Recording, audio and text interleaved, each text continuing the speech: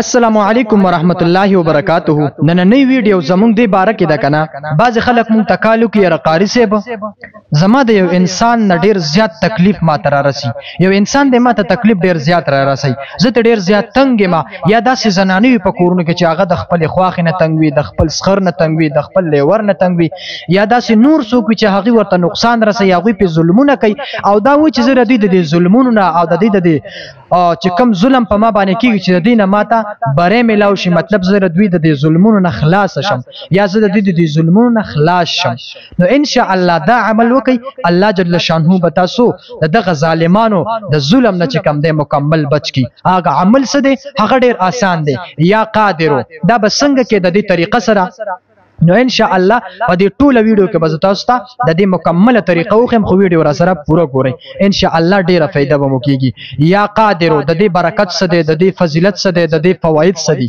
که یو انسان دی هغه د بل انسان نه ورته تکلیف ملاويږي، څوک په ظلمونه کې دی وي چې زه دغه تکلیفونو دغه ظلمونو نه بچم، نو د یا قادرو عمل کوي ان شاء الله د الله په حکم سره چې دی به دغه ظلمونو نه مکمل چې کم دی ختم شي. څومره ظالمان چې وي د مخالفین وي اب مکمل ختم شي او دی بچ کم دی دغه ظلمونو نه الله جل شانه خلاص کی. هغه عمل اب څنګه کې؟ نو 2 رکعات نفل به وکي. 2 رکعات نفل کوم الله اکبر چې 2 رکعات نفل کې اب څنګه کې؟ نو کم منس مونږه عام منس کو، عام نوافل کو، اوم دغه شان به وکي.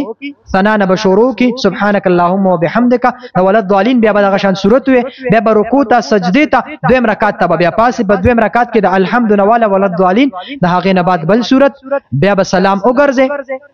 کله چې د سلام وګرځو د سلام نه بعد با سجدې لاړ شي او 115 مرتبه با یا قادرو یا قادرو یا قادرو دا به وي 115 مرتبه یا 125 مرتبه دا به یا قادرو وي ان شاء الله د الله په حکم سره چې د خلکو د ظلمونو نه اب مکمل الله جل شانه تعالی دغه اخلاص کی. نو دا ویډیو کو د هر چا خوشوي هغه خدمت کې دا عرض دی چې نور ملګرو سره هم شیر کړئ. والسلام، ډیر مهرباني، الله مرته خوشاله ساتي.